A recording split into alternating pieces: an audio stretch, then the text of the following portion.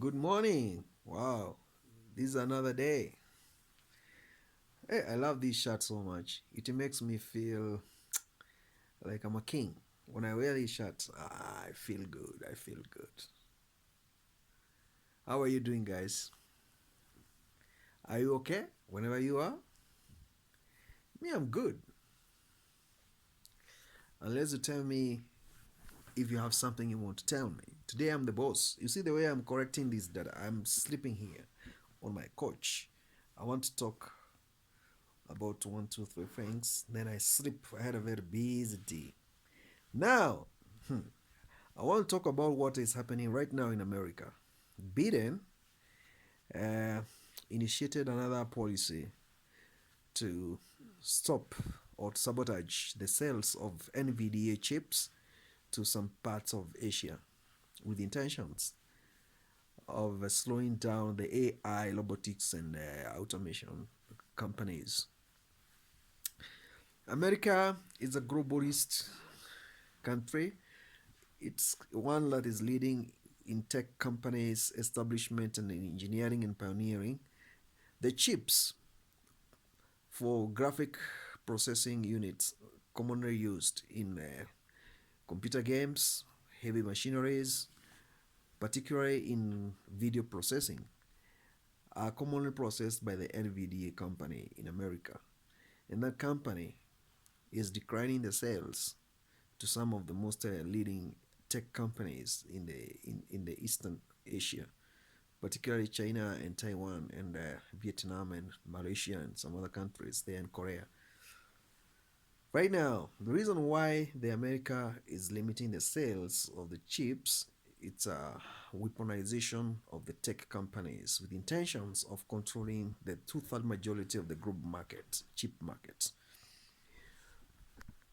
If they continue doing so for the next 2 to 3 years, they'll slow down the production of artificial intelligence, servers, automation systems, and high speed computer processing unit. This is the main reason why it's happening. They want to see if China will stop escalation and geopolitical interest in Eastern Europe, where Russia is involved. And chip companies, they are necessary and they are needed to supply the required substantial amount of chips. If America continue doing this, it's a standoff that is not going to end tomorrow or day after, because they want to control the market for the next 2 decades. We are in the AI for the industrial revolution age, and America is leading in terms of chips supply and production and innovations. And there's no way Eastern Europe and Eastern Asia countries can be able to advance their tech companies' ambitions if they don't have the sufficient supply of the chips from the American companies. We have NVDA, Qualcomm, and some other companies, Global Foundry. These are the major companies that are developing the chips that are commonly used in the video processing and high sensitivity automated integrated system areas that requires attention for breakthrough in even to the level of extending 60G and 5G networks and the driverless cars and all those things. So there are so many things these chips they do. And if America controls the supply and who should buy what, because they have that policy in place, definitely there's going to be a problem.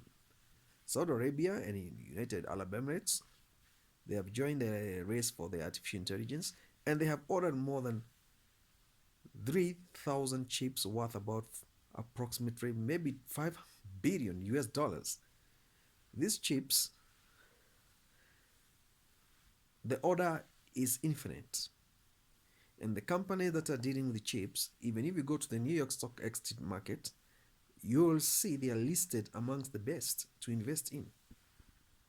So Americans, they are keen on this, and they have to weaponize and sabotage the entire supply chain in order for them to have dominancy and hegemony.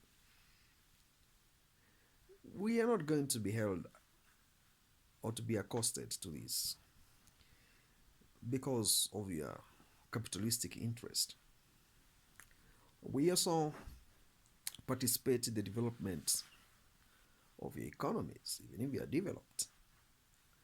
What I mean by this is we can also field supply you with much needed uranium, cobalt, lead, and some other sufficient materials that you don't have in the West that comes commonly from other countries that you're denying the supply. The trade war began during the time of Trump between China and America, and is still continuing to escalate. And this is not the end. It will continue being so until we are no longer interested with what America wants the world to bow down to. BRICS is the name, institution. It's a combination of several countries with these massive resources and sufficient middle class population. And I don't think America will stand another chance of enjoying the hegemony, capitalism. Release the chips, let the world grow.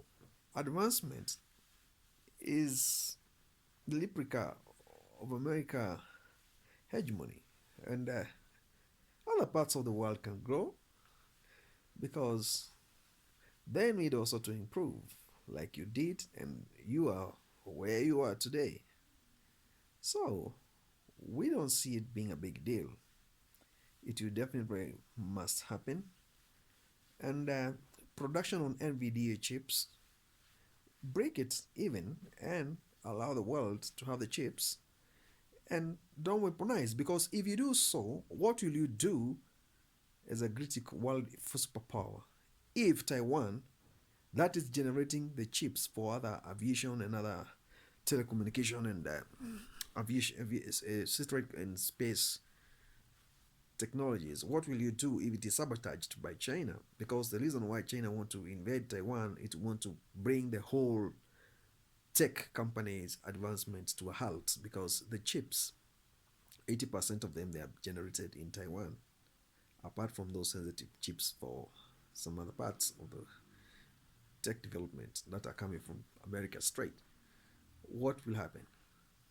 That's a question I always ask myself. We can escalate, it's fine.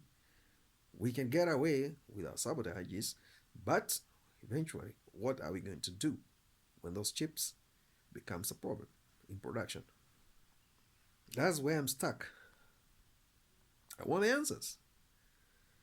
And those answers can only be given to me by anybody who can come on board and explain factors that we are putting into consideration. If you know, you know what I'm talking about. If you don't know, you don't know. And I cannot go into deeper details because of the limited times I have. Hit that subscription button. Subscribe to the channel. I love you, my people. I care so much. When I see you read and view these videos I post online here, I really feel good, because I know I talk to people who listen and people who understands what is all about, what I'm trying to do here. I'm very grateful for your time, and I do wish you well in everything you do, in whatever you do. See you next time.